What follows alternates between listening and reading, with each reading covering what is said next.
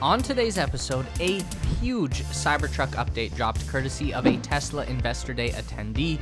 We've got specifics on the Cybertruck's frunk, details on the latest dimensions and specs, and tales of a secretive Tesla accessory team.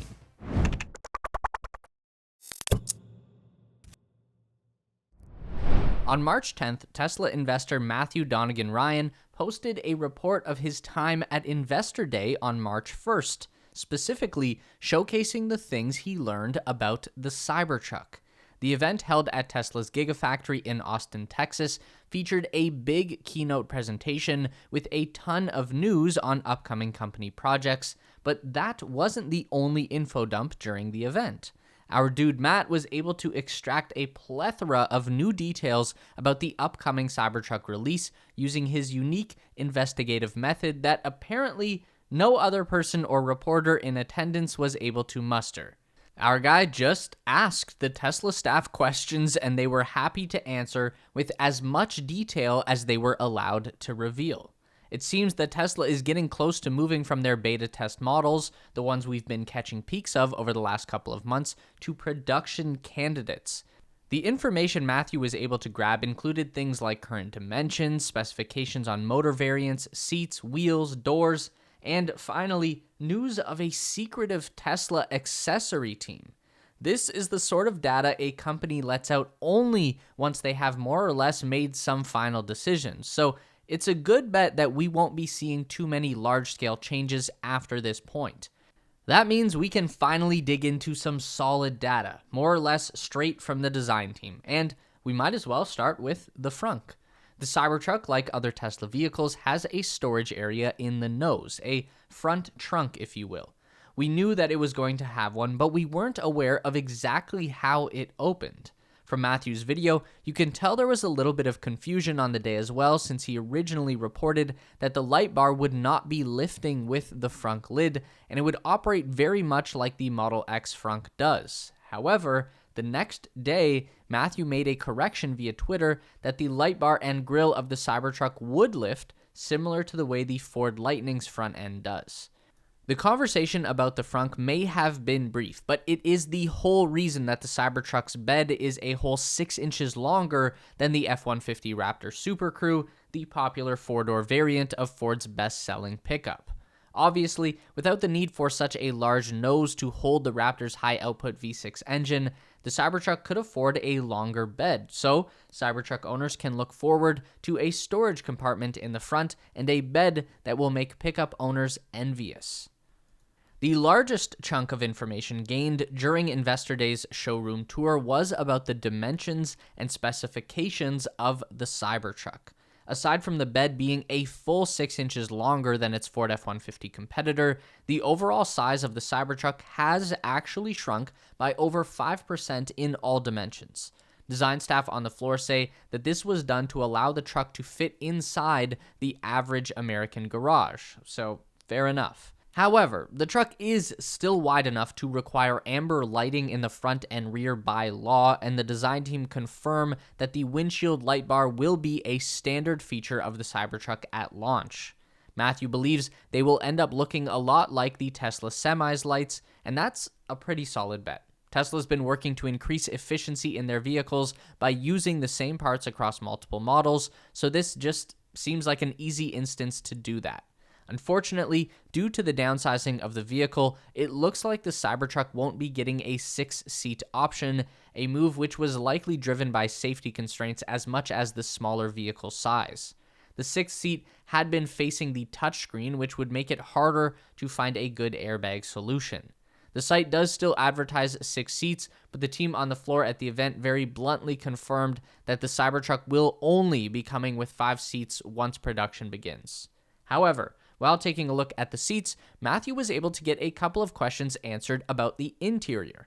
It looks like the standard steering wheel will be an interesting combination of a normal wheel and that racing yoke that's been so popular in other Tesla models. It's rounded on the sides and flat on the top, but like with all the other details here, it's still subject to change before production. The display is one of the largest in Tesla's fleet at 18.5 inches, and there's a rear seat screen too for passengers. Designers confirmed that there's not going to be any gauge cluster, center display, or HUD for the Cybertruck, at least in the beginning.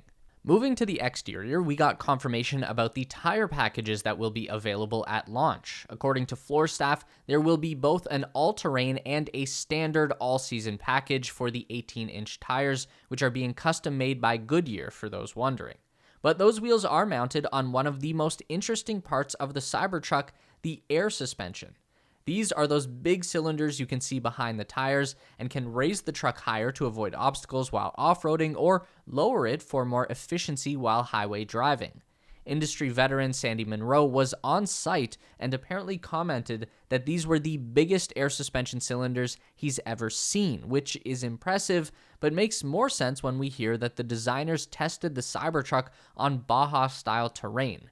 The Cybertruck should be able to off-road very well. Especially with dual motor as a standard. The Cybertruck will have two variants, that being dual motor and tri-motor, despite a December tweet from CEO Elon Musk discussing a four-motor variant. Matthew says that the design staff were pretty clear on this one, so it's likely they decided to drop the quad-motor variant in favor of getting to production this year. Both of these variants will also have rear-wheel steering, according to staff. Apparently, the components for this are between the wheel and the cab, likely taking up the space where some storage space was proposed in the bed's side sails in earlier mock-ups. The last thing that Matthew discussed with the team was pricing. He guesses that it's going to be somewhere near the same price as a fully loaded Model X, but the staff there told him that he shouldn't be so sure about that. And that raises a pretty interesting thought.